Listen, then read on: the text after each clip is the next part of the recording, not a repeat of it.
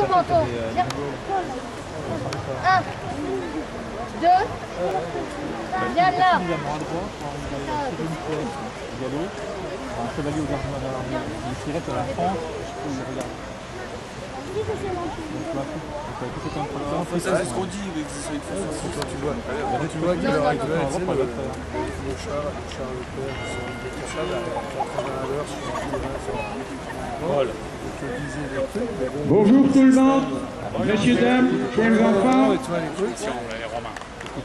On nous a dit que dans 5 minutes, le soleil sera de partout.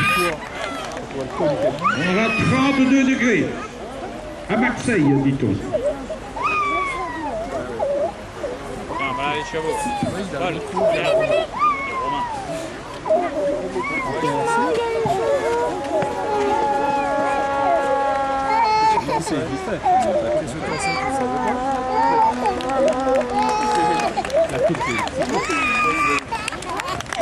Paul,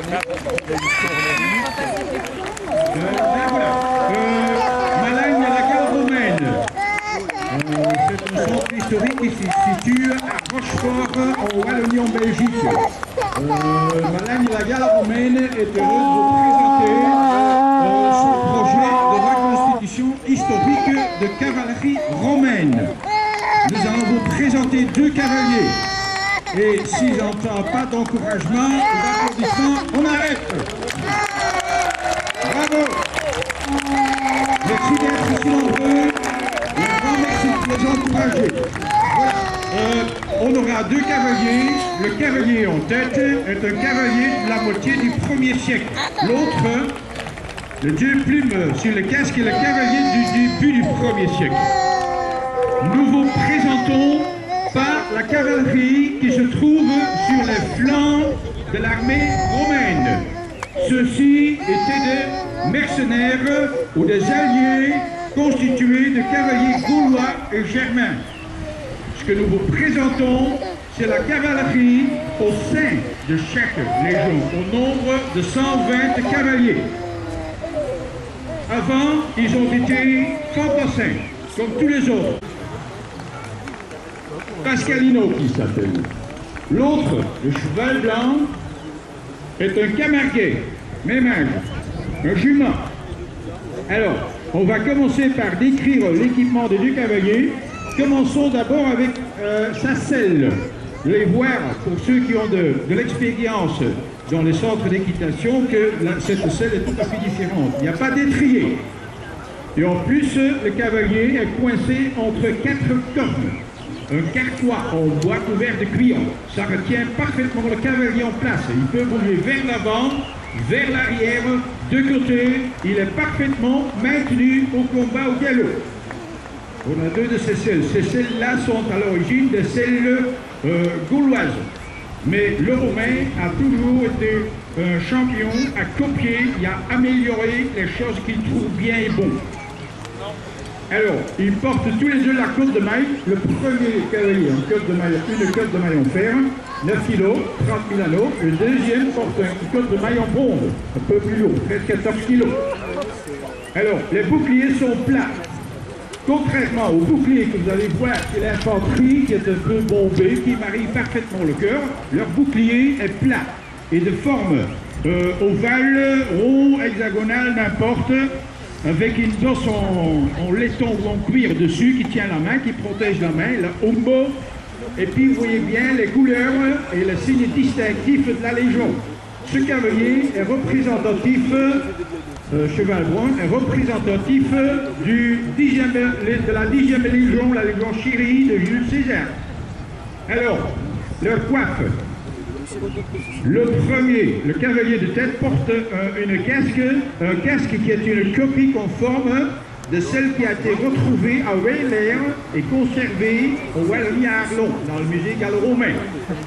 Vous allez voir que la protège du nuque est très petite, contrairement à l'infanterie, parce que ça lui gênerait trop, une grosse couvre-nuque. Admirez surtout la chevelure qui est martelée dans le lancer des projectiles. Il a une autre arme pour ça. Le cavalier cheval blanc porte sur le flanc droit un carquois en cuir qui contient des javelines, des yakula. Ceci va être tiré, dégainé et jeté au galop à grande vitesse dans la masse. Précision ne joue pas tellement rôle, on touchera toujours quelqu'un.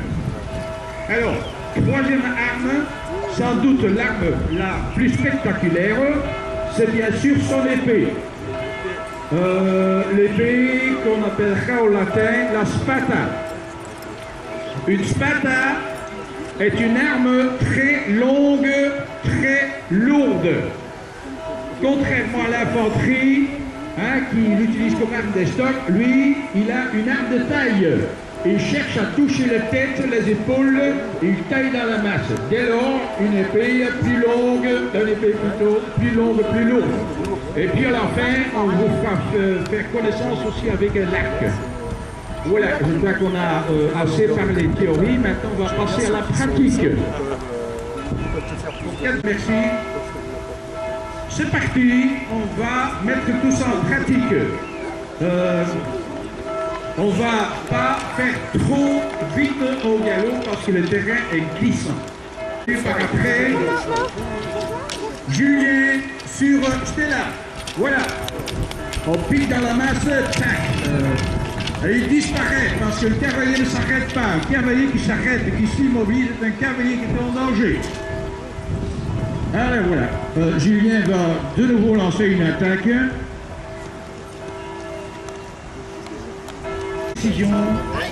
Et on peut les applaudir, monsieur. Encouragez-les.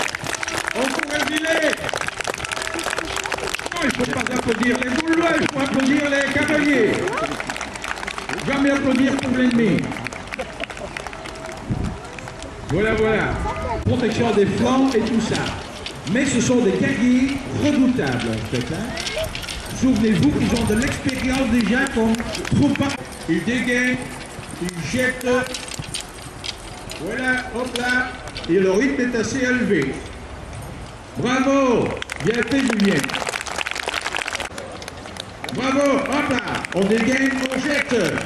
Et l'ennemi se protège derrière ses boucliers. Bravo.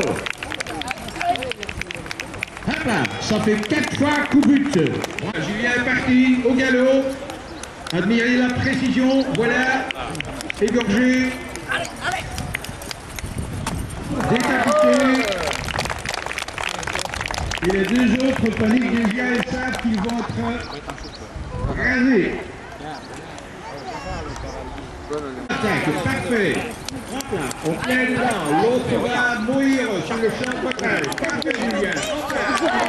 Bravo, bravo, super. Ouais, admirez les cavaliers. Applaudissez-les. Applaudissez-les. Et une pensée pour la tête de l'ennemi. Sont déjà dans l'après-midi. Ah ben non, c'est pas encore parti. C'est l'écrit de cavalier. Très bien.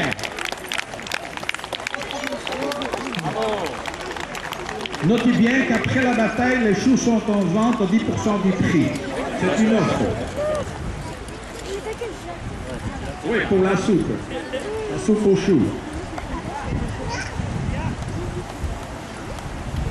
Bravo, bravo. Sous contrôle, au galop. Hop là, il crie. Hop là, bravo. Coup but, bravo. Bravo aussi pour le cavalier mobile, parce qu'il tient son ballon, parce qu'il aura l'instinct de suite de s'en aller. Et pourtant, il reste parfaitement mobile. Magnifique, les gars.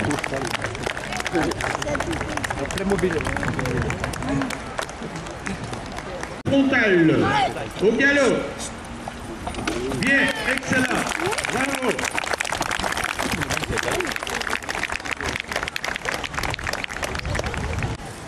Il est parti au galop. Il crie, il gueule. Voilà, il lance juste à côté. Ça n'a raté que de quelques centimètres. Malgré tout, c'est bien fait. Il demande 2 mains. Alors, il tient la reine dans la bouche. Voilà, bravo. C'est une discipline très difficile parce que, pas d'étrier, on ne tient pas la reine au galop, et ici le tir à l'arc, 2 mains, ben c'est pas vraiment de la tarte à la crème. Il faut être vraiment bien entraîné pour ça.